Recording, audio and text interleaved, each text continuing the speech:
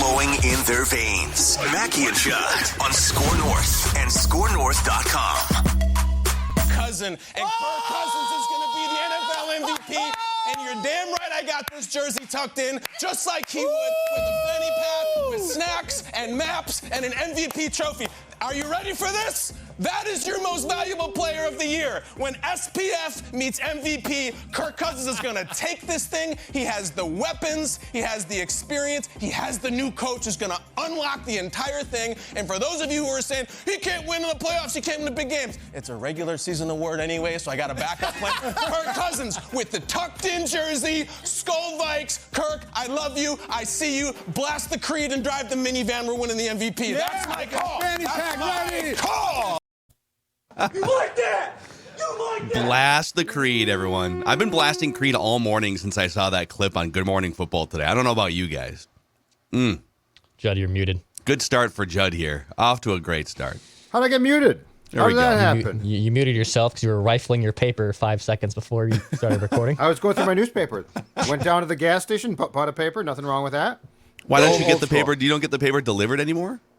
No, I don't. I go to the gas station and get it. How many days a week do you go to the gas station? Isn't it more expensive to go to the gas station to get the paper? Probably. Yeah. It lapsed. We didn't renew. I don't know why. It's not my decision. And now you're walking. It's out of my hands. Driving or walking to the gas station? No, I drove. I get in my car, drive down the street, get a big old, hold on up. Wait for it. Little Gatorade Zero. Judd here. Oh, some electrolytes. Some electrolytes to start Judd my here day. for electrolytes. Start my day. I'm feeling good. I'm feeling like Kirk. Judd here for electrolyte candles, actually. It's crazy. God. All right, well, let's get into this. So you heard Kyle Brandt ripping off his hooded sweatshirt on Good Morning Football as they were naming their MVP favorites, and he named Kirk Cousins, but he wasn't the only high-profile football talking head. This seems to be a trendy thing in the last 24 to 48 hours. Michael Irvin from NFL Network also said Kirk Cousins is his 2022 most valuable player.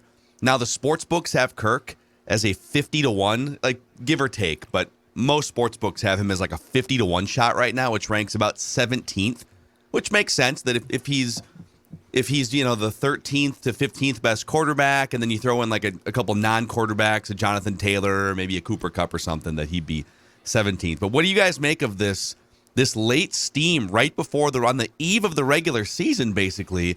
You've got people around the NFL talking head sphere saying, Kirk Cousins, this is it. Most valuable player this year.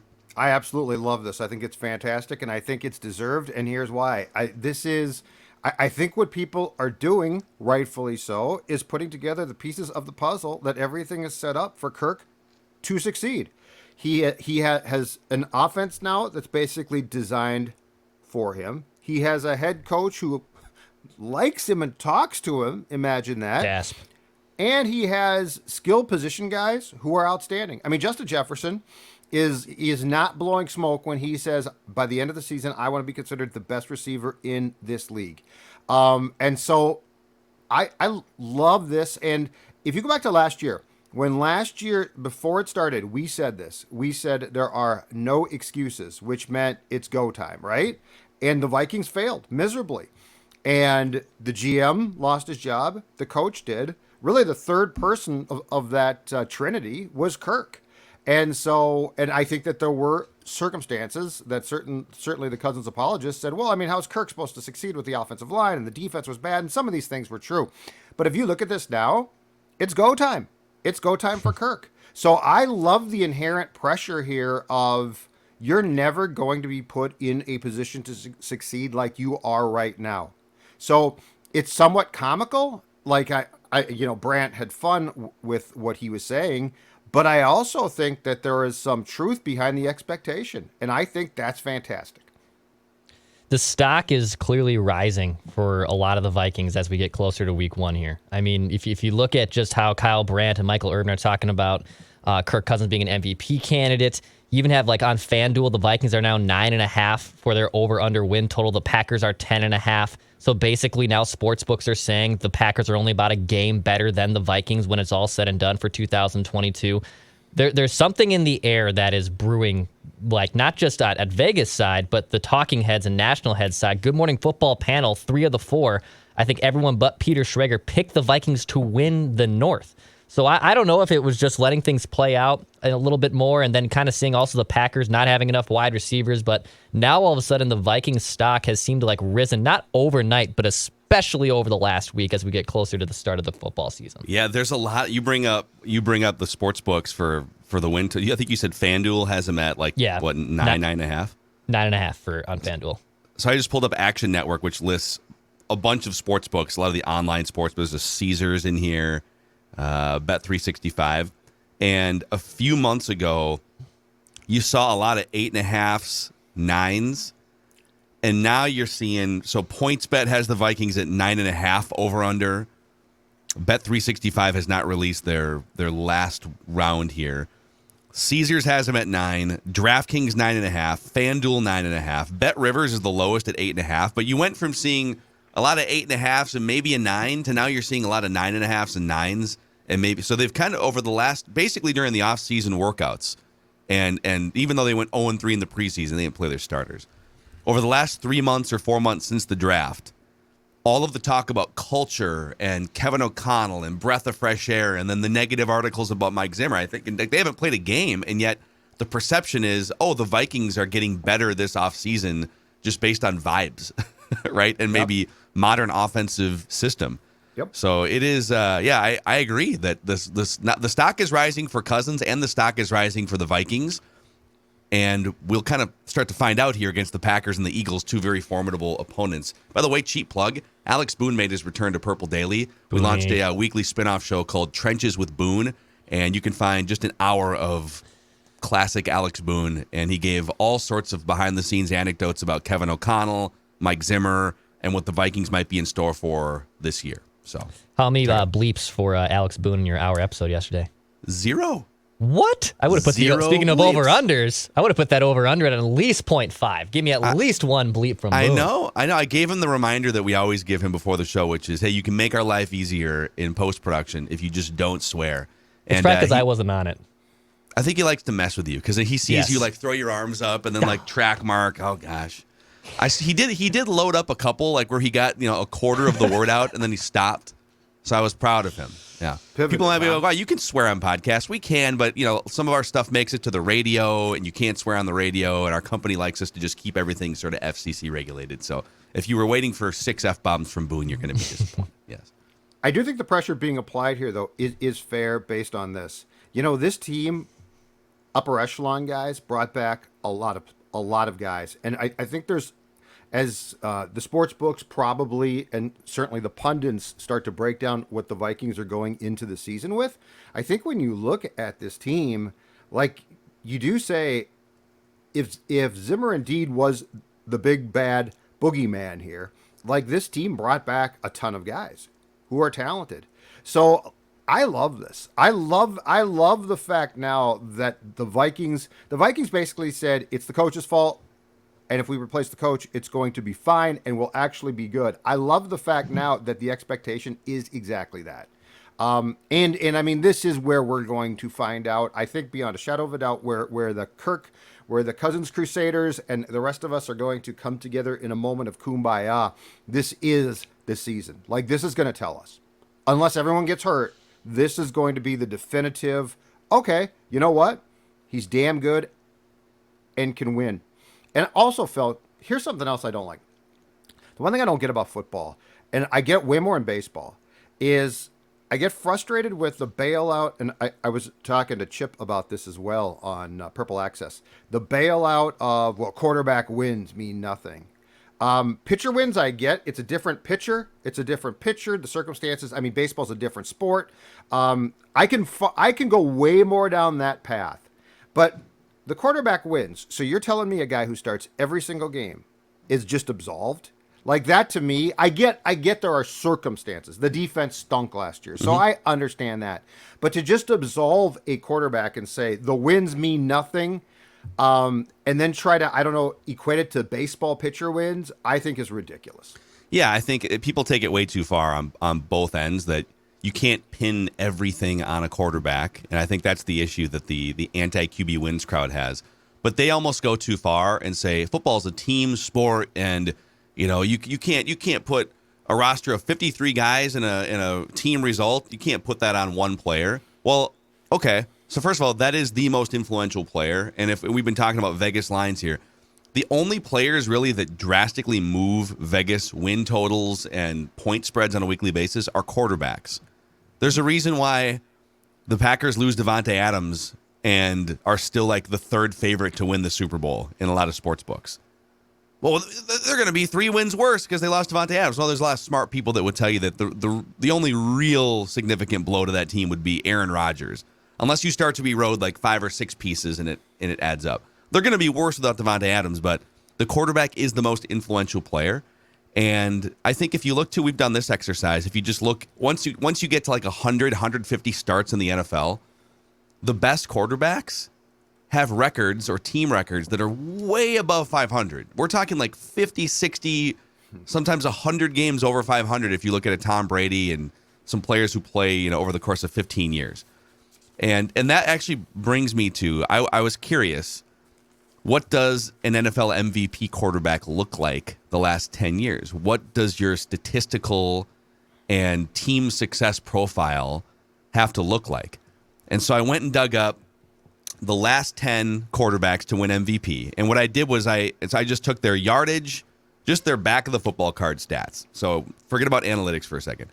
Their yardage, their touchdowns, their interceptions, their completion percentage, and then their traditional passer rating. And I did include rush yards in the yardage for Lamar Jackson and Cam Newton, but I didn't include their rushing touchdowns. I took because a lot of the yards that they're gaining between the 20s are them taking off and running for 15 yards. So I did include that in the yardage. Sure. So the average MVP over the last 10 years has 4,600 yards, mostly throwing, 41 touchdowns to 7 interceptions, 67% completions, and a 113 passer rating. And maybe here's the biggest thing. Team success. The average number of team wins for the last 10 quarterback MVPs, 13. So a 13-3 record. Now, if you extrapolate all of this to a 17-game season, which is what we're operating under now, we're talking 4,900 yards, 44 touchdowns, 8 interceptions, 67% completions, 113 passer rating, and 13 or 14 wins. So that's kind of the bar. Mm-hmm. That's what Aaron Rodgers does. That's what Patrick Mahomes did in whatever it was, 2018. Mm-hmm. Tom Brady multiple times with the Patriots. Peyton Manning before he lost his powers. So do you guys think that Kirk can throw for like 5,000 yards, 40, he's thrown for 33, 35 touchdowns before, but tack on 10 extra touchdowns. Tack on, call it an extra 5 team wins from last year. That's the bar that he would have to meet and that the team would have to meet for him to be the NFL MVP. So I think statistically he can be fantastic. And in fact, there have been times he has been. But let's go to the last thing. Let's go to the team wins and the difference he makes there. And to me, that becomes the most important defining thing. And I guess my answer is I have no clue. I have no clue until I actually see it. And I actually see it executed not only by Kirk, but O'Connell as well, the offensive staff. I do think that when you are given an offensive line that for the most part should be solid, and I do think that when you are given a player who is a superstar and is as special as Justin Jefferson is going to be health provided, that you are put in a position to 1,000% succeed. And that's not even talking about Dalvin Cook or Thielen. Skill position players are very, very good. But can Kirk take that next intangible-laden step to improve the team's wins and actually put the team on his back, which, by the way, quarterbacks can do. Like, there have been times we've seen it, that QBs put the team, the great ones, on their back. I have no clue. Do I think he's been put in a position for that to occur? Absolutely. Like, they're going to do, they've made it very clear.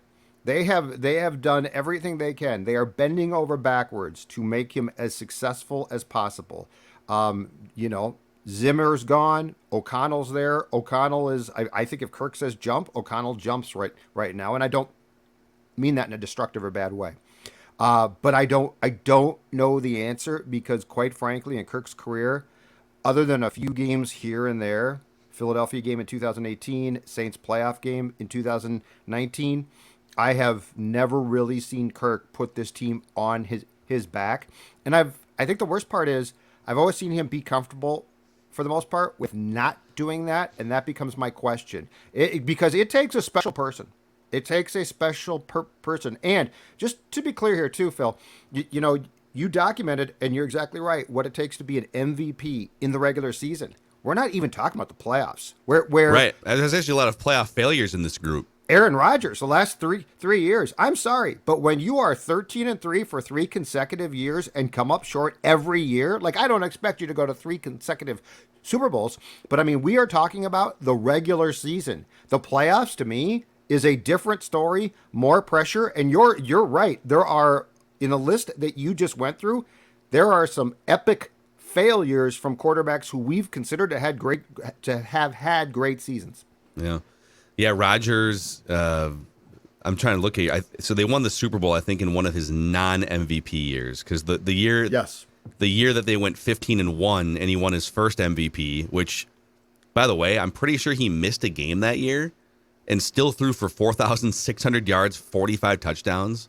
It was just one of the greatest seasons of all time. So I think this list, isn't there a stat that it's been like 20 years since an NFL MVP or like 25 years since an NFL MVP has won the Super Bowl? I think that's it. I think that's the case. I think I did read that. It's like a weird curse or something. So let's shout out one of our new partners here on the show here. A lot of people ask you, what's the best thing I can do to help you guys as you grow this thing, Score North, Mackey and Judd Purple Daily, and if you can listen on a regular basis, it's always very helpful. But if you can support our sponsors, like Hail Ace has jumped on board here on Mackey and Judd. That's right. Hail Ace, our guy Adam, a loyal Vikings and Purple Daily listener fan here of Score North. There was some pretty rough hail and rain season in this spring and summer. So if your car got dented a little bit, go check out our guys at Hail Ace. Hail Ace repairs at zero cost to you, the customer. They will save your deductible. They'll provide rental car insurance. They'll help work with insurance companies to help you handle the claim. You can go to hailace.com to learn more, maybe book an appointment. And also they're giving away a pair of Vikings tickets. If you go between September and October, you'll be entered for a pair of late season Vikings tickets in the Polaris Club, I should say, by the way. So a nice experience at US Bank Stadium. So if you got some hail damage, go check out our guy Adam. Go to hailace.com to learn more. Judd, tell them also about our friends at Spiralite Candles. If you're looking for a great gift idea for an anniversary or a birthday or something. Or let's just say that you are prepared to watch the Vikings game on Sunday, and you know it's going to be stressful because Vikings-Packers, always stressful. And you're saying, okay, what's the one thing I can do to calm my nerves? I've got it right here. Judd's Purple Positivity Candle from Spiralite, which, look, it burns, of course, because it's Spiralite, spirally down. And then there is a wick at the end. And I'm going to tell you right now, the aroma, the calmness, the soothing. You talk about calming the crowd, quieting them. I'm telling you right now, as you watch this tilt on Sunday, talk about calming your nerves. Judd's Purple Positivity Candle is the exact way to do that. And Phil is right. Spiralite has a variety of candles that are great gifts. It's as simple as going to their website, spiralitecandles.com. Spiralitecandles.com. Bring some purple positivity to your season, no matter what happens to the actual purple. You like that? You like that? By the way, so one more nugget here on the sort of what is it going to take for Kirk to actually fulfill these MVP expectations that some of these talking heads are putting on him. So in his career, he has been a starter now for, I think, 7 years, full-time starter for 7 years. This is going to be his eighth season. The best team record that a Kirk Cousins-led team has had is 10-6 in 2019. Now, the worst record is 7-9. So in those 7 years, the range of outcomes for a Kirk Cousins team is very narrow. It's either 7-9, 8-8, 9-7, or whatever the math is now that they play more games. So if you look then at the average record of Kirk Cousins, so 10 wins is the best. His average record is 8 wins because he's exactly 500. The worst record of any of the last 10 MVPs, team record, we're not even going to say QB wins, team record, is Matt Ryan's Falcons went 11-5 when he won the MVP a handful of years ago. And he threw for 4,900 yards, 38 touchdowns, 7 picks, 70% completions, a 117.1 passer rating. They also had a 4-touchdown lead in the Super Bowl. That didn't count to the voting because the voting takes place before the playoffs.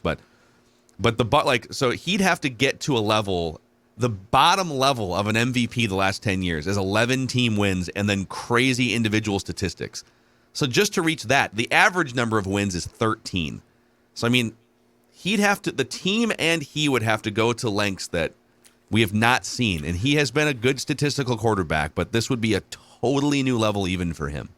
How many guys have had, and look, there have been some very good players in the list I'm about to ask about, but how many quarterbacks have had the skill position talent around them that Kirk is going to?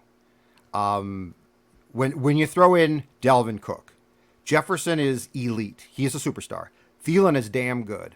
KJ Osborne's productive. I wouldn't call him great, but he is certainly productive, and his career arc is going in the correct way.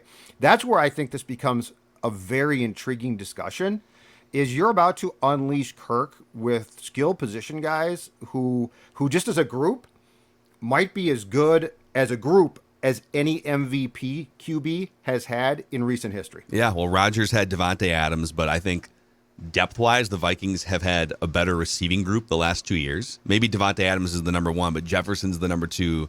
Thielen and KJ are probably right there. You take Dalvin Cook. Now, the Packers have had better offensive lines than the Vikings have had the last couple of years. Patrick Mahomes, a handful of years ago. It's nice to have Tyreek Hill and Travis Kelce, the Andy Reid offensive scheme. But that was also just Patrick Mahomes being generationally great. Matt Ryan had Julio Jones in his prime and a couple other weapons as well. Didn't he had a couple good running backs too. And then Peyton Manning back in, 2013? I don't remember exactly, but Demaryius Thomas was one of the best receivers in the NFL. But Peyton was making a lot of those guys way better too because he was just so accurate in the intermediate range. But yeah, I think you would put Jefferson, Thielen, Dalvin Cook. KJ Osborne's a good number 3, but let's start with those 3 guys. I think you would put those 3 skill position players up against any of the groups that are any of these quarterbacks that have won the MVP for sure. Offensive line, you'd have to do a comb through. But a lot of these quarterbacks are making their offensive lines better too. Yes. I mean, for sure, like Lamar Jackson. Now, he takes a lot of sacks, but he also extends a lot of plays. Patrick Mahomes extends plays. Rodgers, yeah. Because they've had guys hurt left and right. Brady and Manning are statues, but they are so great at just deciphering what's happening before the ball is snapped. Mm-hmm. So we'll see. And I just looked, too, on Action Network. The consensus is Kirk at 40-1 to win the MVP. He is just ahead of Matt Ryan, Mac Jones, Tua, Jonathan Taylor, and Derrick Henry. But he's behind Derek Carr, Jalen Hurts, Trey Lance. That's weird. Really? I don't know if I see that. I guess they're just the Kyle Shanahan offense elevated Matt Ryan 6 years ago. I got to see that one to believe it. Kyler, Lamar Jackson, Dak Prescott, 16-1, Matt Stafford, 15-1. And then you get up into the Russell Wilson, Joe Burrow, Aaron Rodgers, Justin Herbert, Mahomes, Brady, Josh Allen. Josh Allen's the favorite at 7-1, if I'm reading this correctly. So there you go. Kirk Cousins getting MVP. Michael Irvin, the playmaker. I love that one. Amazing. Out of nowhere. All right. We've got Write That Down predictions today and an accountability session on both Mackey and Judd and Purple Daily. And if you are new to our shows, if you maybe have just discovered us sometime before the season starts or after last season ended, Vikings Vent Line, the regular season post-game edition, returns on Sunday. It is the most fan-friendly and interactive post-game show you're going to find probably on the planet because we turn the show over to you guys and we make it all about the fans. And we start immediately on the Purple Daily YouTube channel after every single Vikings game. So we'll give you directions and we'll let you know how you can get on. But save the email address, vikingsventline@gmail.com. That's where you can submit your request to be on the show and be one of the co-hosts with us. So, all right, we're going to pause here, collect ourselves, and fire up some predictions. The last round of predictions before the 2022 Vikings season begins.